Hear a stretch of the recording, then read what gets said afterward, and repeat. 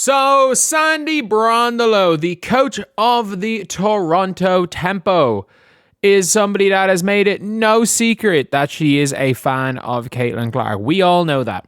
We know she has made it no secret that Caitlin Clark is a player that she admires as a basketball player, and obviously is like somebody, like realistically, any coach would want to coach. To be fair, it depends on the system you play. Would want to coach Caitlin Clark. Like the current coach, the coach is Caitlin Clark, wants to mold Caitlin Clark, which only time will tell. Time will tell about the about what ends up happening when it comes to Caitlin Clark. Whether she ends up being she ends up being better under Stephanie White, or whether the Steph White Caitlin Clark combo just won't work out. Like we don't know. We really don't know how that's going to work, and we need to see a full season of it. Do I think it's going to work? No, but I could be wrong, and I hope I'm wrong. I hope I'm wrong at the end of the day. I didn't see how Caitlin Clark and Kelsey Mitchell, up till about 3 games before the All-Star break in 2024, were ever going to work, and then they came out after the Olympics as the best duo in the world. But let's take a listen to what Sandy Brondello has said about the teams that she cannot wait to coach against. Okay, 3 games that I'm really excited and looking forward to taking the Tempo to play is number 1, Phoenix, for obvious reasons. That is my off-season base. My children will be there. All my friends are there. I coach there. I won a championship there for 8 years, so that's always a fun city to visit and play a basketball game. New York, that was where I coached before I came to the Tempo, and just to obviously see the fans again. It's a really great arena to play in and see the... Why does Sandy Brondello have to be such a nice person? Could you imagine? I want to play in New York. Why? They fired me and I want to get revenge. like that would be one of, like, I would love one of these coaches just to be dead serious here.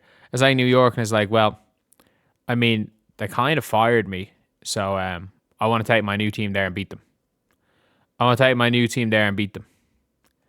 that would be a fun one if she came out and said that.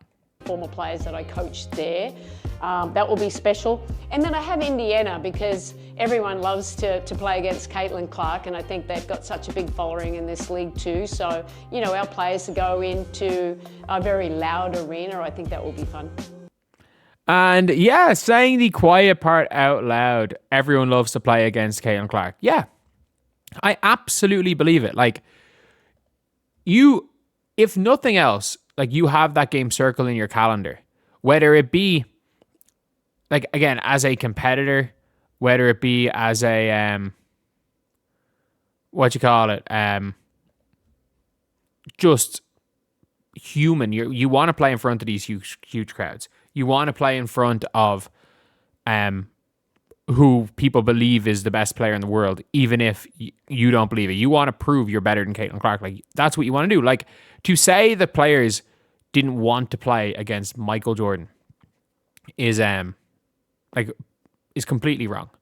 It would be completely wrong. Like, players absolutely did. To say that players, when they come into the league, aren't excited to play against and coach against LeBron, because at the end of the day, like, when you're coming up against a huge team like this, when you're coming up against a huge fan base like this, when you're coming up against a massive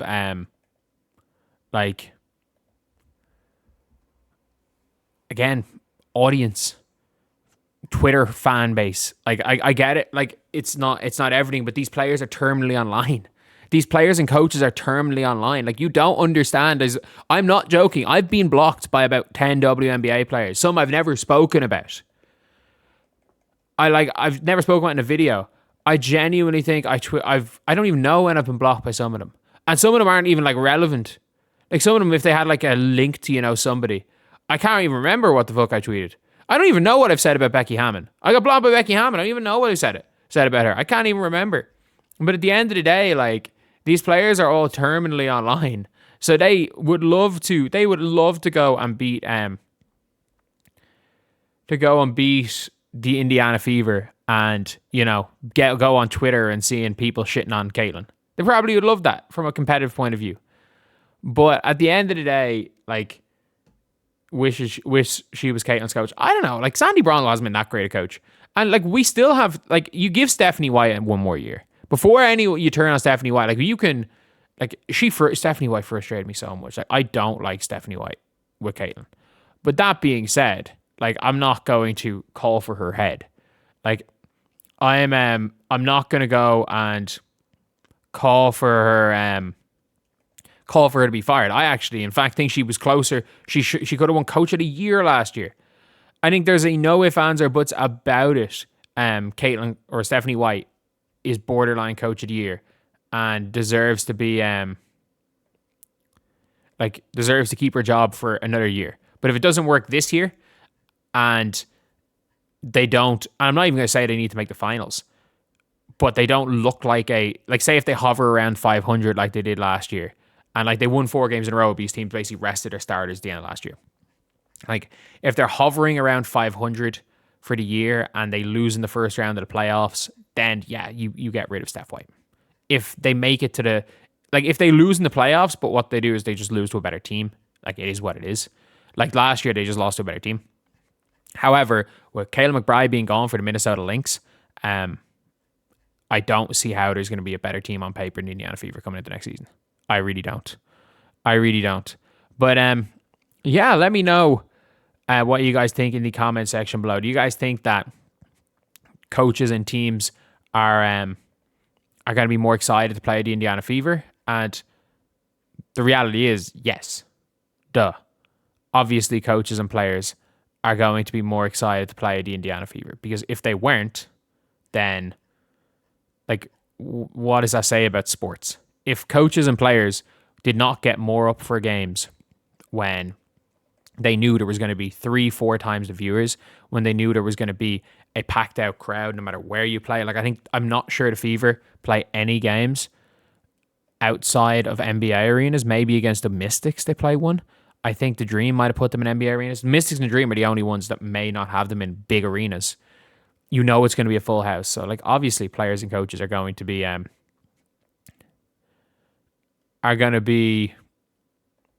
up for that one. So yeah. Anyway, that's pretty much it, lads. That is pretty much it. Sandy Brondello at least is going to be somebody that is not going to just go and shit on Caitlin. Because let's be real, plenty of people did that for a while, for 2 whole years, and yeah, I don't think that's going to stop it very soon after the crap we heard from Jalen Rose's daughter.